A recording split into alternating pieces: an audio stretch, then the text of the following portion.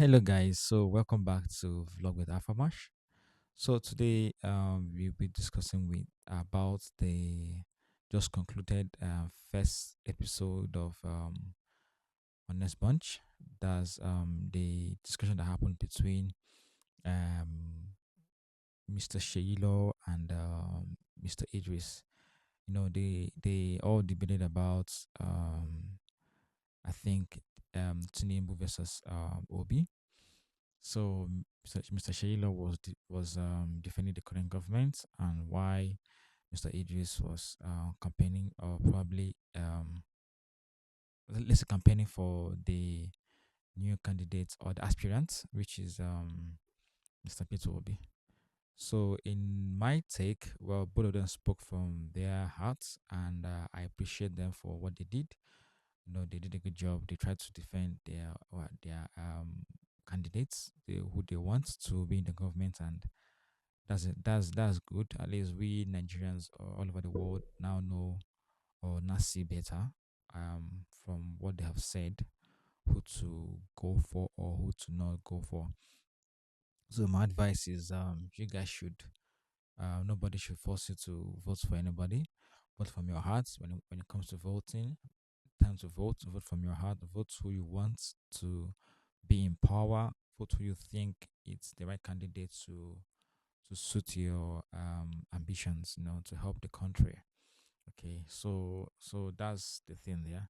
So right now, okay, so my own take is this. Yeah, Mr. Idris. Yeah, he spoke from the aspect of low class Nigerians, not even middle class, the lower of the lowest class. The everyday struggles, the how the currency rates and then the fall of naira has literally affected their lives. How people now find it hard to eat and then go about their daily lives. It's quite frustrating, and I understand him.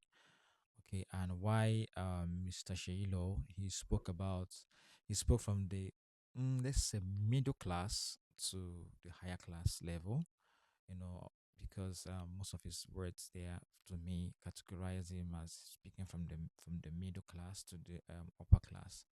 Why the Mr. Idris spoke from the lower class level? Because the hardship in the country has touched everybody, but those people that are literally suffering from it is the lower class, because they are the ones that are under the lower minimum wage, and which doesn't even it's not even enough for them to get by their day, or even in their week. So I understand the frustration there, and why he wants a new system of government to come in power by the next election, which happen next year, February, I believe. So that's the thing there. So secondly, now also this question, this honest bunch actually quench um my taste for questions I want to ask Mr. Sheilo. Because people don't like the fact that he campaigned for Tinubu. Let's just say that, and then he's now defending him despite what people are complaining about: insecurity, hunger, hiking food prices, all those stuff. So he is saying all those things, and people don't get him. But right now, it seems like I understand him from his own point of view, because he said the truth. Because anyway, thank God for the honest bunch, because honest bunch is all about the truth.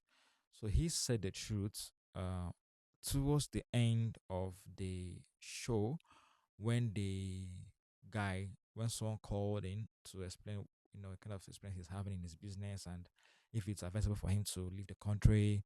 you know so he I think that was when he actually spoke his truth. Why he did what he did, or why he campaigned for the person he campaigned. Yeah, to him also, he has other what's it called, other things also he has seen nice in Tinubu. That's for him to say, not for me. But for me, I think that he answered my question. Okay, so let me get to it. Now, he spoke about his family. Okay, but people bash him. People try to throw words at him for his family being in the UK, and having a better life because UK, they believe that UK government have a good system more than Nigeria. So his family is enjoying freedom, enjoying light, enjoying everything. Why people in Nigeria are suffering, and you have the guts to still campaign for the current government. It's to them it sounds like a betrayal. But I know what I think not I know I think I've gotten the idea of what he did, because in that show he said in his words that his wife went to UK to study with the kids. So and when he went there, and when she went there, actually, Nigeria was not that bad. As in the rate was not that bad, but at the point it got bad. So he as a family man have to provide for his family. Okay, has to provide for his family, and the best way to do it is to play your cards. Play your cards very well. When you play your cards very well, you get to understand why he did. So why he did what he did actually. So to me, he did what he did because of because he has seen or foresaw that Tinubu is the strongest opponent.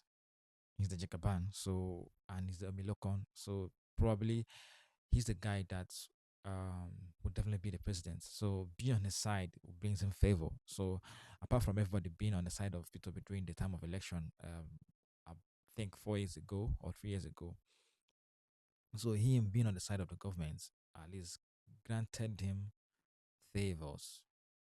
Mm, let's say that made him or gave him some kind of favors that helped him at least take care of his family, because he said that he was also had to send money to his family.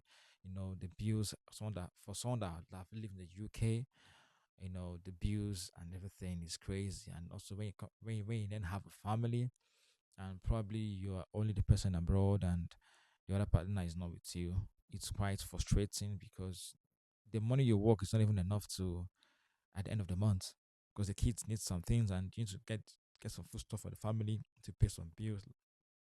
Sorry, you need to pay some light bills, some water bills, council tax, all those stuff. So I understand that the fact that he needed to align with some people to be able to help his family. So, in other words, he did what he did for his family. So, and I think as a man or anybody out there, we all do what we do for our family. As in, we all do what we do every day for our families. You know. So the question is, what would you do for your family as a married man, or as a man with family, or as a lady with family? What would you have done for your family when you know that if you play these cards, you know, it's good to if you play these cards, yeah, you could actually get this kind of favors, and at least some, money can come out of it, and you can be able to send to your family abroad, as in living abroad, and probably assist them. So that's the question there.